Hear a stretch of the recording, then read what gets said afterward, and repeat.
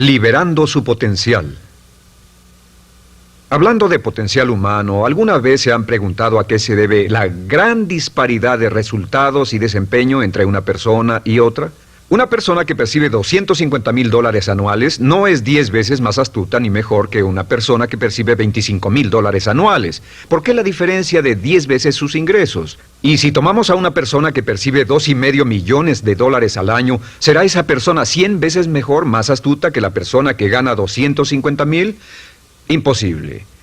En un estudio reciente de coeficiente intelectual probaron a 1,000 personas de una cierta población y llegaron a la conclusión de que la mejor persona entre los 1,000 solo era 2,5 veces más astuta que la persona de menor coeficiente intelectual. Solo 2,5 veces la disparidad, y tal vez eso sea con toda la población. ¿A qué supone que se debe la diferencia? Al hablar de potencial humano, llegamos a una fórmula que deduje hace algunos años. Tal vez eso lo explique un poco. La fórmula comienza con lo que llamamos AI. O sea, atributos innatos, las cualidades, la inteligencia, la habilidad, el temperamento, cosas con las que se nace que no pueden cambiarse mucho. Además de los atributos adquiridos. Estos atributos son muy importantes, son su educación, su capacitación, sus capacidades, su experiencia, conocimiento, sabiduría, etc., multiplicado por A, que es su actitud, es igual al potencial humano individual, o al desempeño humano individual o resultados individuales humanos. Ahora, de estos tres, los atributos innatos se traen desde el nacimiento. Los adquiridos pueden cambiarse, pero se necesita cierto tiempo para ello, aunque a veces cambiamos muy rápidamente. Cierta información valiosa puede cambiar dramáticamente su eficacia, pero las actitudes pueden aumentarse o disminuirse dramáticamente en segundos. Cada vez que mejoramos nuestra actitud, multiplicamos todas nuestras capacidades. Una actitud ha sido llamada acertadamente el lenguaje más importante del ser humano, la palabra más importante del idioma en el humano. Todo lo que hacemos en la vida, según un estudio en Harvard entre estudiantes ejecutivos, será en un 85% de actitudes. Un 85% de su éxito estará determinado por su actitud. Eso significa que está determinado por cuán positivo o cuánta actitud mental positiva se tenga. Las personas con actitudes mentales positivas tienden a avanzar más rápidamente, se mueven hacia la cima en organizaciones valiosas, ganan más dinero, sacan más satisfacción de la vida. Una actitud mental positiva no significa que baile por las calles y arroje flores. Solo significa que tome una actitud constructiva en general o se aproxime hacia su trabajo, su vida, sus problemas, relaciones, etc. Según el informe Cox de las empresas americanas, según la revista Success, un 85% o más de todo lo que se logra se debe a la actitud. Y la pregunta es, ¿de dónde vienen las actitudes? Las actitudes vienen de las expectativas. Muy simple, ya hablamos de eso. Y una forma muy poderosa de mejorar su actitud instantáneamente es decir, aunque no lo crea, pienso que algo maravilloso va a ocurrirme hoy. Como dijimos antes, nuestras expectativas sobre los desenlaces determinan nuestra actitud. Si espera que las cosas salgan bien, tendrá una actitud positiva. Si espera que salgan mal, tendrá una actitud negativa. Y lo maravilloso es que podemos fabricar nuestras expectativas. Podemos esperar lo que deseamos. Podemos esperar cosas buenas, cosas malas, y no nos decepcionaremos. ¿De dónde surgen nuestras expectativas? Nuestras expectativas surgen de nuestras creencias y de nuestros valores. Son el centro de los factores motivacionales de nuestra personalidad, nuestras creencias. Y esto nos conduce a un entendimiento del potencial humano. Significa básicamente que nuestra actitud es una expresión externa de lo que está ocurriendo internamente. Y esto es consistente con las leyes mentales. Con respecto a las creencias, cada uno de nosotros tiene muchas creencias en el fondo que los psicólogos llaman los conceptos propios. El concepto propio, o su descubrimiento, es considerado por muchos como el logro único y más importante para comprender el desempeño humano en el siglo XX. Yo estoy de acuerdo. El concepto propio es como, si queremos usar una analogía militar, el centro de mando. O si queremos usar una analogía técnica, es el programa central de su computadora básica. Es un grupo de creencias, valores, actitudes, sentimientos, ideas, etcétera, almacenadas en el fondo de nosotros y son el resultado de casi todas las experiencias que hemos tenido en la vida.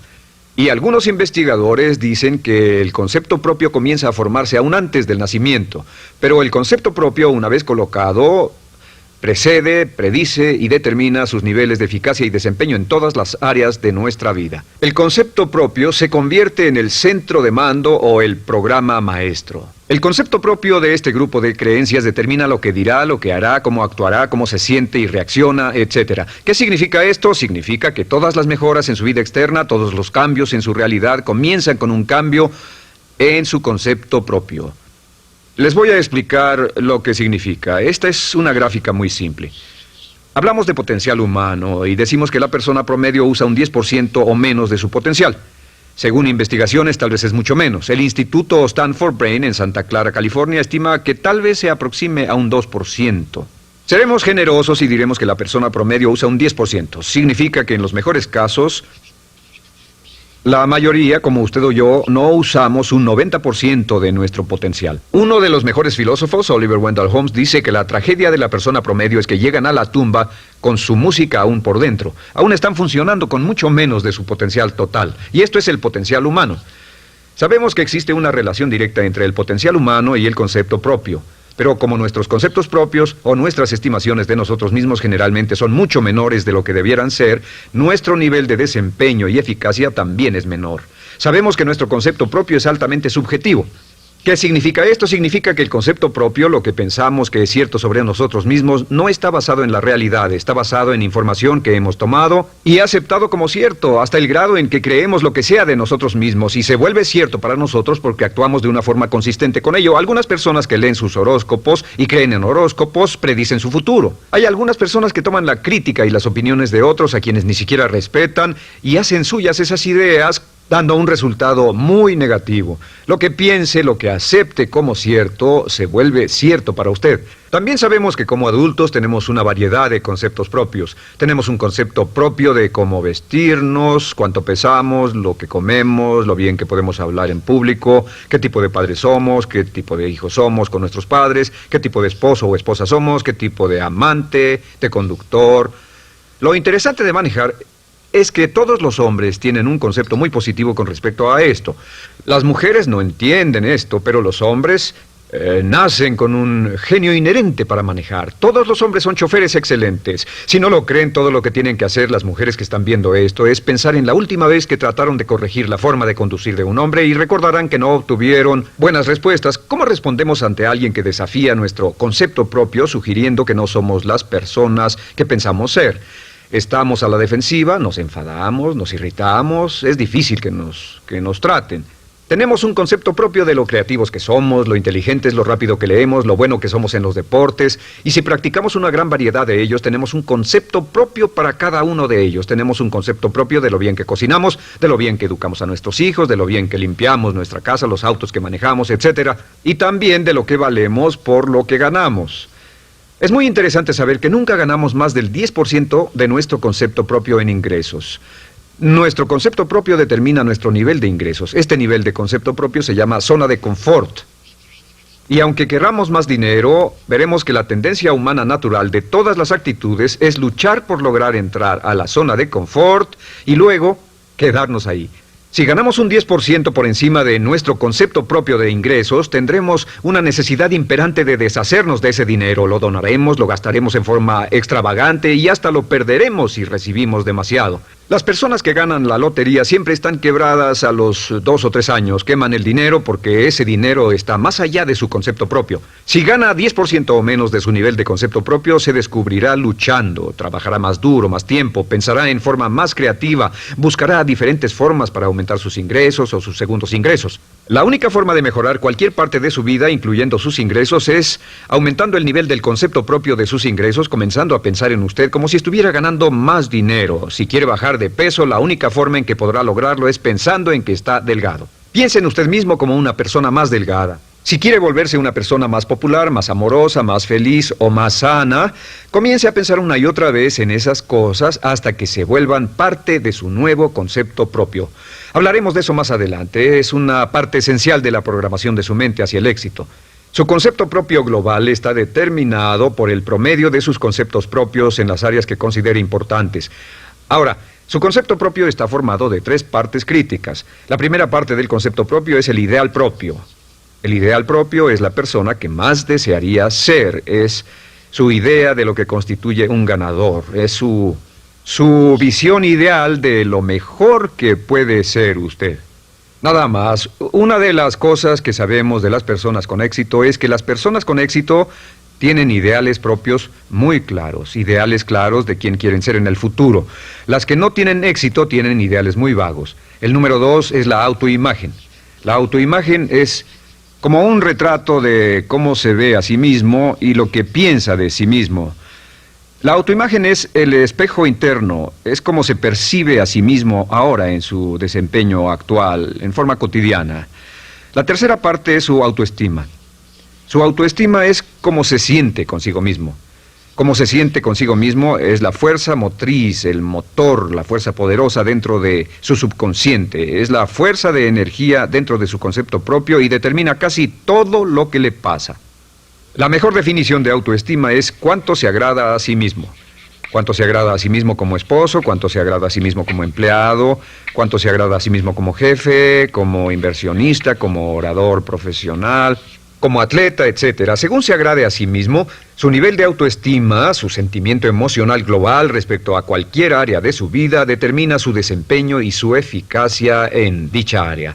Lo sorprendente es que se convierte en lo que piensa, su concepto propio es maleable, su autoestima puede formarse repitiendo una y otra vez, me agrada mi persona, me agrada mi persona, me agrada mi persona.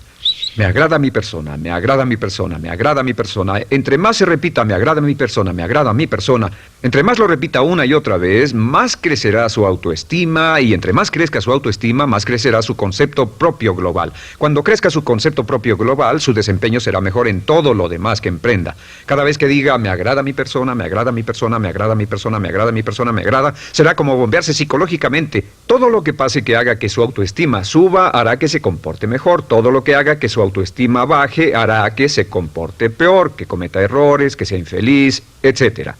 Un punto crítico de agradarse a sí mismo, sobre autoestima y agradarse a sí mismo, es que, número 1, nunca puede querer a nadie más de lo que se quiere a sí mismo. Que su nivel de autoestima es determinante de la calidad de relaciones que tenga con los demás. Y número 2, es que nunca puede esperar que nadie más lo quiera o respete más de lo que se respeta a sí mismo. Cuanto se agrade o se respete a sí mismo, determina sus actitudes hacia usted.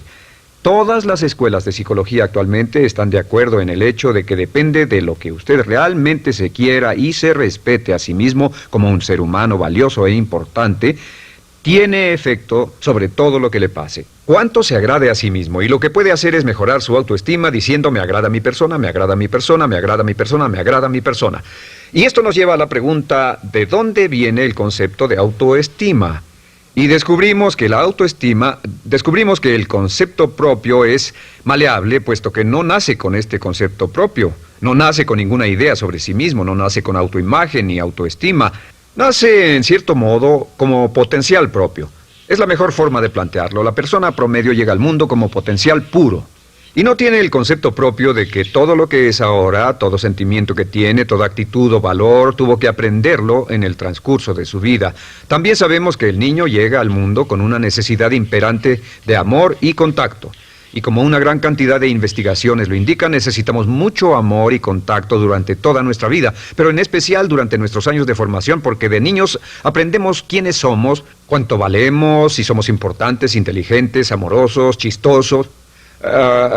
Todo esto lo aprendemos por la forma en que nuestros padres nos tratan. Si nuestros padres, nuestros parientes, tíos o tías, en especial nuestros padres, nos tratan como si fuéramos realmente importantes, crecemos pensando que somos realmente importantes, pero si nuestros padres no lo hacen, pasa algo más. Sabemos que los primeros años de vida son los más importantes para el desarrollo del concepto propio, que un niño comienza a partir de cero. El niño nace sin saber quién es él o ella. Son sumamente valiosos el primero, segundo, tercero, cuarto y quinto años de vida. Algunos psicólogos pensaban que eran los 5 primeros años, pero ahora dicen que son los 3 primeros años. En sus 3 primeros años de vida el niño aprende quién es y dicen que si se les da suficiente cantidad y buena calidad de amor en los 3 a 5 primeros años, los prepara usted de por vida. Los coloca en una base sólida de autoestima y confianza en sí mismos, valor e importancia realmente. Existe una relación directa entre la calidad y la cantidad de amor y el desarrollo de una personalidad sana. Entre más amor, amor incondicional, reciba un niño en sus años formativos, más fuerte será la base de su personalidad.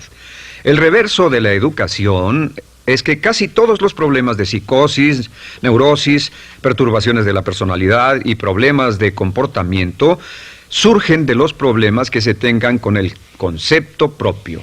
Ahora observemos a los adultos. Aquí está nuestra personalidad adulta. Si nos observamos, podemos llegar a reparar nuestras bases, por así decirlo, repitiéndonos una y otra vez: me agrada mi persona, me agrada mi persona, me agrada mi persona, y llevamos ese concreto reparador hacia la base de nuestra personalidad. Los niños necesitan el amor como las rosas necesitan la lluvia. Los niños que carecen de amor a menudo mueren por escasez de amor.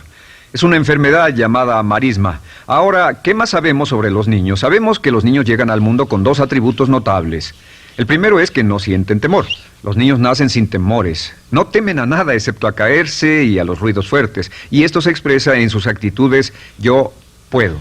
Los niños llegan al mundo pensando que pueden hacer cualquier cosa, y quien haya criado a un niño hasta la edad de 3, 4 o 5 años sabe que debe pasar esos primeros años evitando que se maten, porque son como pilotos japoneses, porque no le tienen miedo a nada. Su segundo atributo es que llegan al mundo totalmente espontáneos. Dicen lo que quieren, hacen lo que quieren, son totalmente desinhibidos. Totalmente. Ellos no temen hacer nada de lo que desean, y esto se expresa en su actitud: no quiero. No tengo que hacerlo. Si ha tratado de controlar a un niño, lo habrá visto. Lo primero que dicen cuando comienza a darle órdenes, lo primero que aprenden es: no tengo que hacerlo. Claro, a veces cambiamos sus mentes de una u otra forma, pero estos son los dos atributos con los que los niños llegan al mundo. Llegan al mundo sin temores y desinhibidos. ¿Qué significa esto? Significa que nuestro derecho innato natural es no ser temerosos y ser desinhibidos. Y solo cuando podemos crear la misma situación en nuestra vida adulta, cuando no tememos y somos desinhibidos, nos sentimos a gusto con nosotros mismos. Las mejores organizaciones, las mejores compañías son las que crean un ambiente donde nos sentimos sin temores y sin reservas para ser nosotros mismos y para hacer lo mejor de nosotros.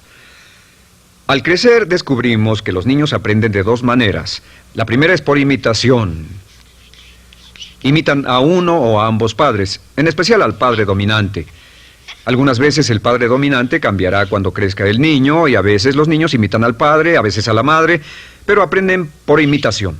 Muchas características y hábitos que tenemos como adultos los aprendimos de nuestros padres. ¿Alguna vez ha tenido la oportunidad, ha tenido la ocasión de gritarle o reñirle a uno de sus hijos? Verá que le dice las mismas cosas que le dijo su padre a usted cuando era niño. Así que imitamos. A veces imitamos su caminar, a veces su forma de hablar, a veces imitamos sus valores, sus creencias, etcétera, aunque esos valores y esas creencias no tengan ningún valor. ¿Por qué? Porque nuestros padres eran así cuando nosotros éramos niños. La segunda forma en que aprendemos es pasando de la incomodidad, lo que no se siente bien, hacia la comodidad. Freud llamó a esto el principio del placer. O sea que nos movemos hacia aquello que nos hace sentir cómodos, lo que nos da placer, lo que nos hace sentir bien con nosotros. Nos movemos de la incomodidad hacia la comodidad. Así es como aprendemos a no mojar el pañal, por ejemplo. Sabemos que no es agradable caminar con popó o pipí en nuestros pañales. Vemos lo que hacen nuestros padres, vemos lo que nuestros parientes hacen y decimos: estas personas no hacen lo que yo. Así aprendemos a caminar y lo demás. Así que de la incomodidad hacia la comodidad. Durante toda nuestra vida, por cierto, así es como aprendemos. Imitamos leyendo lo que otras personas hacen, estudiando libros y en el trabajo, imitamos cuando vamos a la escuela, y hacemos lo que nos da resultados positivos, lo que nos da refuerzos positivos, y hacemos cada vez menos las cosas que nos causan incomodidad o dolor.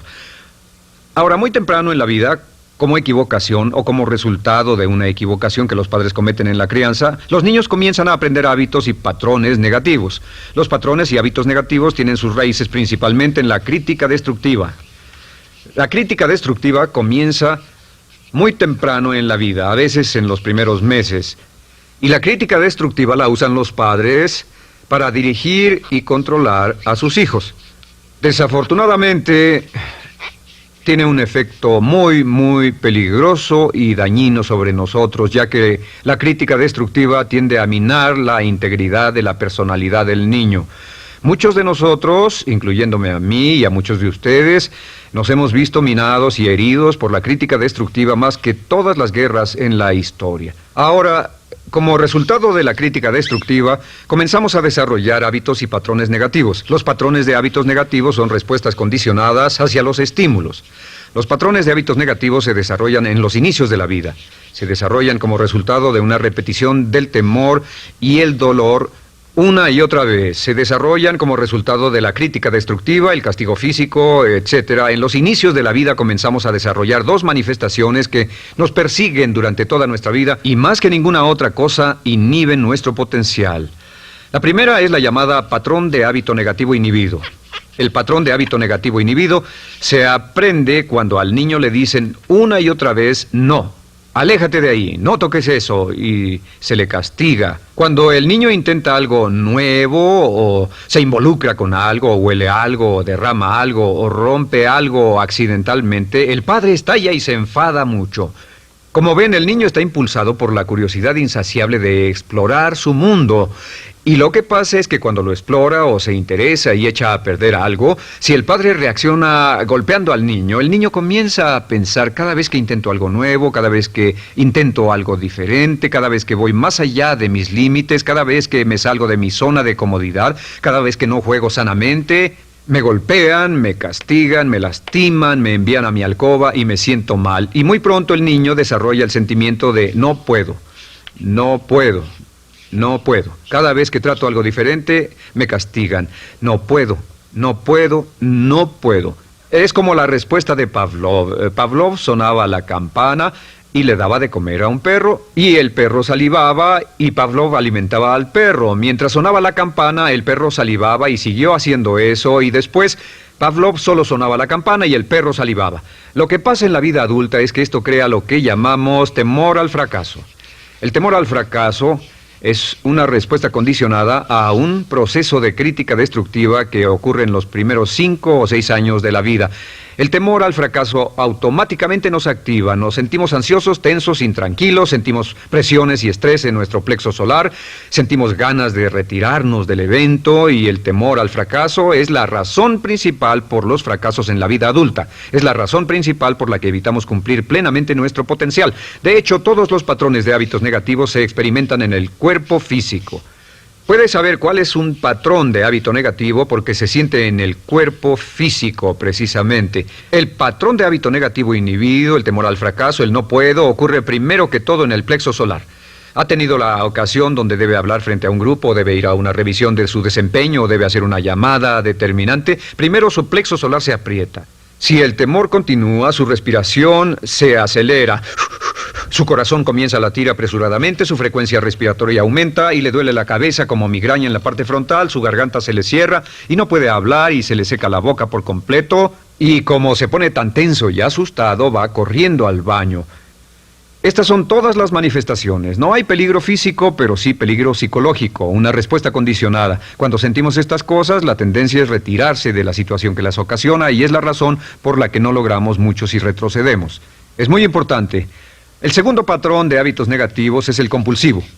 El patrón de hábito negativo compulsivo se aprende cuando a los niños se les dice una y otra vez: más vale que lo hagas. Si no lo haces, tendrás problemas o me las pagarás. A los niños se les convierte en recipientes del amor condicionado. Los padres no intentan hacer esto, pero lo que hacen es sugerirle al niño: no te amo, por lo tanto no estás a salvo, a menos y hasta que hagas lo que yo quiero. El niño crece sintiendo: tengo que hacer lo que quiera mi mamá. Debo complacerla, debo complacer a papá, debo complacer a los demás, debo complacer a mis parientes, y a veces debo complacer a mis semejantes, debo complacer a mis maestros, debo complacer a todo el mundo, y crecen con esto: debo. No puedo hacer lo que quiero hacer, debo hacer lo que complace a las demás personas. Este patrón de hábito negativo muy temprano en la vida se traduce en el temor al rechazo. El temor al rechazo lo experimentan los hombres como adultos como un comportamiento tipo A. Hablaremos del comportamiento tipo A posteriormente. El comportamiento tipo A es una necesidad compulsiva o excesivamente compulsiva de complacer de algún modo a alguien sin normas de comportamiento, prácticamente sin pensarlo. El temor al rechazo nos impulsa, nos hace muy sensibles a las necesidades de los demás. Hacemos cosas que otras personas quieren, no hacemos lo que nosotros queremos. Siempre estamos tratando de complacer a los demás. Tenemos preocupaciones o nos importan las opiniones, sentimientos y actitudes de otros hasta el punto donde ocultamos nuestras necesidades. El temor al rechazo se siente en la columna del cuerpo. Se divide el cuerpo a la mitad y se siente hacia abajo en la mitad posterior del cuerpo. El primer lugar donde comienza a sentirse el temor al rechazo es generalmente en los hombros y el cuello. Nos sentimos entumidos, duros, tensos. Cuando tenemos mucho que hacer sentiremos un estrés tremendo en la columna. Los músculos se estiran en la parte posterior. A veces se manifestará como flebitis y venas varicosas y a menudo nos darán dolores de cabeza en la parte posterior de esta porque las arterias carótidas que llevan la sangre hasta la cabeza, los músculos a su alrededor se contraen y la cantidad de sangre que fluye hacia la cabeza fluye más lentamente y se siente un terrible dolor de cabeza en la parte posterior. Estos dos temores, los patrones de hábitos negativos compulsivos, el compulsivo y el inhibitorio, son resultado de la crítica destructiva, el gran destructor de la personalidad que nos persigue durante toda la vida. Y lo maravilloso de todo esto es que como son patrones de hábitos aprendidos, podemos olvidarlos. Podemos acabar con el temor al fracaso que nos detiene. Podemos acabar con el temor al rechazo que hace que hagamos cosas que complacen a los demás en vez de complacernos a nosotros, trabajando con nuestra propia autoestima. Porque existe una relación inversa entre la autoestima y el patrón de hábitos negativos. Porque entre más se agrade a sí mismo, menos teme al fracaso. Entre más se agrade a sí mismo, menos teme al rechazo. Entre más se agrade a sí mismo, menos temerá a cualquier cosa. Y si sigue repitiendo, me agrada mi persona, me agrada mi persona, me agrada mi persona una y otra vez, si sigue diciendo esto, con el tiempo su autoestima sube más y más y más y más y sus temores desde luego bajan. Cuando su autoestima sube, sus temores van en dirección opuesta. Ahora, ¿cómo enfrentar la crítica destructiva si debe criticar a otras personas? Pues eso es muy simple. Muchos padres nos han preguntado eso. ¿Cómo se controla a los niños? Una de las claves para controlar a los niños es dirigirlos para que hagan algo constructivo en lugar de hacer algo destructivo. Otra cosa que debe recordarse es que lo que quiere hacer es que quiere dar una crítica informativa, crítica constructiva, lo que significa que se les dice a los niños lo que pueden hacer o a los adultos lo que pueden hacer mejor. Todo el propósito de dar retroalimentación de cualquier tipo es mejorar el desempeño. Si es padre o si es jefe o si es una persona en una relación, si una persona está haciendo algo malo o inadecuado, todo el propósito de darles cualquier tipo de retroalimentación es para que puedan hacerlo mejor. Sin embargo, existe una relación directa entre la autoestima y la crítica destructiva. Cada vez que se critica a una persona, su autoestima baja. Y cada vez que su autoestima baja, su habilidad para desempeñarse baja. Si critica a una persona en forma destructiva demasiado tiempo, llegará a un punto donde no intentarán nada. Se convierte en lo que llamamos hipersensible. Un adulto hipersensible es aquel que no puede aceptar críticas de nadie. Un adulto hipersensible es una persona que está muy tensa, ansiosa, si siquiera sugiere que no está haciendo lo correcto. Si trata con un adulto hipersensible, la clave es sentarlo y recordar 4 cosas. Número 1, comenzar con alabanzas. Número 2, proteja la autoestima de la persona a toda costa. Número 3, discuta el desempeño y no a la persona. Hable del comportamiento más que de la persona.